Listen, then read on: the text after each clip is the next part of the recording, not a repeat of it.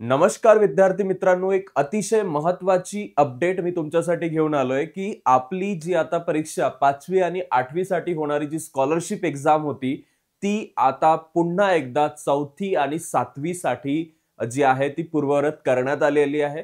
आपण त्याच्याबद्दलची संपूर्ण माहिती बघणार आहोत की किती पैसे वाढवण्यात आलेत, किती तुम्हाला आता नवीन स्कॉलरशिपमध्ये काय घटक असतील, नवीन काय बदल असतील, त्याबद्दलची संपूर्ण डिटेल माहिती या व्हिडिओमध्ये आपण बघणार आहोत. सर्वांनी एकदा या व्हिडिओला लाईक करून टाका आणि सुरू करूया काय आहेत नवीन महत्त्वाचे बदल आणि या सगळ्या गोष्टींबद्दल. बघा, स्कॉलरशिप एक्झाम जी आहे 4थी आणि 7वीची जी व्हायची ती शिष्यवृत्ती परीक्षेचं पुनरागमन झालेलं आहे. ती परीक्षा आता आधी जशी व्हायची तशी पुन्हा होणार आहे. हुशार विद्यार्थ्यांना वर्षाला याच्यामध्ये 7,500 रुपये जे आहेत ते मिळणार आहेत. म्हणजे यामध्ये जी आता स्कॉलरशिपची जी परीक्षा होईल त्यामध्ये जी स्कॉलरशिप मिळेल ती असेल 7,500 रुपये. आता याच्यामध्ये काय नवीन बदल आहेत, तर राज्यातील शालेय विद्यार्थ्यांसाठी जी परीक्षा घेतली जात होती ती 4थी आणि 7वी इयत्तेत आता नवीन पद्धतीने होणार. त्याचबरोबर याच्यामध्ये जी आधी त्यांनी दिलेला जी.आर होता, ज्या पद्धतीने 5वी आणि 8वी साठी व्हायची ती आता होणार नाही. सरकारनं पूर्व उच्च माध्यमिक आणि पूर्व माध्यमिक शिष्यवृत्ती परीक्षेचा जो स्तर आहे 5वी आणि 8वी वरून अनुक्रमे 4थी आणि 7वी वर नेण्यास आता मान्यता ऑफिशियली दिलेली आहे. त्याचबरोबर हा बदल शैक्षणिक वर्ष 25-26 पासून लागू होणार आहे. म्हणजे जे सध्या वर्ष चालू आहे या वर्षापासूनच हा बदल लागू होणार आहे. याला पुढे कंटिन्युएशन मध्ये त्याच्यात चेंजेस होईल, पण या बदल याच वर्षी लागू होईल. 25-26 मध्ये 5वी आणि 8वी इयत्तांसाठी शिष्यवृत्ती परीक्षा घेतली जाईल. जी की होणार आहे ती परीक्षा होणारच आहे, ती कॅन्सल केली जाणार नाही.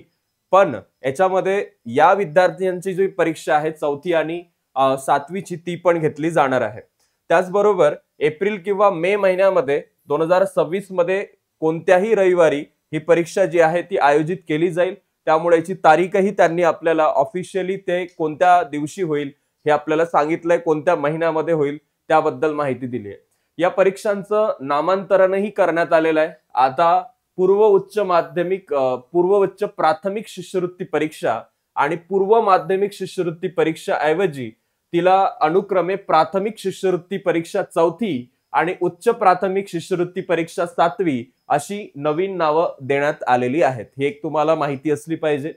त्याचबरोबर राज्यामधील ग्रामीण तसेच शहरी भागामध्ये होतकरू, प्रज्ञावान आणि आर्थिकदृष्ट्या दुर्बल विद्यार्थ्यांना प्रोत्साहन देण्यासाठी 1954-55 पासून ही परीक्षा सुरू करण्यात आली होती आणि 2015 मध्ये या शिष्यवृत्तीचा जो स्तर आहे तो 4थी वरून 5वी आणि 7वी वरून 8वी केल्यानंतर विद्यार्थ्यांचा सहभाग लक्षणीय घटल्याचं दिसून आलेलं होतं आणि ते अहवालात नमूद झालं. त्यामुळे पुन्हा ती परीक्षा 4थी आणि 7वी मध्ये घेण्याचा निर्णय घेण्यात आलेला आहे. राज्य सरकारमधील शाळांमधील जसे सरकारी असेल, अनुदानित असेल, विनाअनुदानित असेल किंवा स्वयं अर्थसहाय्यित विद्यार्थी या परीक्षेत पात्र राहतील.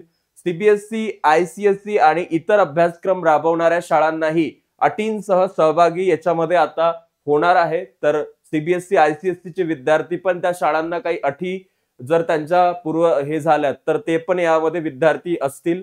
बिगर मागासवर्गीय विद्यार्थ्यांसाठी 200 रुपये आणि अनुसूचित जाती जमाती दिव्यांगांसाठी 125 रुपये परीक्षा शुल्क जो आहे तो आकारण्यात येणार आहे. या परीक्षेसाठी बसण्याला तुम्हाला जे बिगर मागासवर्गीय मध्ये येतात त्यांना 200 रुपये आणि अनुसूचित जाती जमाती दिव्यांगांसाठी 125 रुपये याच्यामध्ये प्रवेश फी असणार आहे.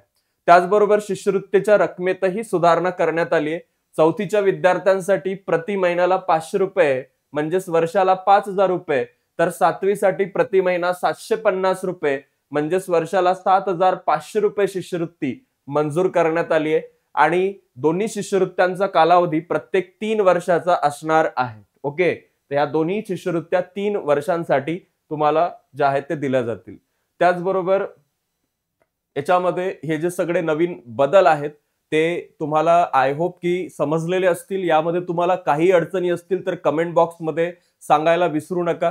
त्या प्रत्येक कमेंटचं उत्तर आम्ही येणाऱ्या 10 मिनिटांमध्ये देणार आहोत हा व्हिडिओ अपलोड झाल्यापासून. तर तुम्हाला शिष्यवृत्तीची परीक्षा किंवा नवोदयची तुम्ही जर तयारी करत असाल तर या चॅनलला सबस्क्राईब करून ठेवा, कारण याच्यावरती प्रवीण सर, विधी मॅम आणि मी तुम्हाला स्कॉलरशिप आणि नवोदयचा जो संपूर्ण सिलेबस आहे तो कंप्लीट करण्यामध्ये मदत करणार आहोत. धन्यवाद विद्यार्थी मित्रांनो, भेटूया आता पुढील क्लासमध्ये.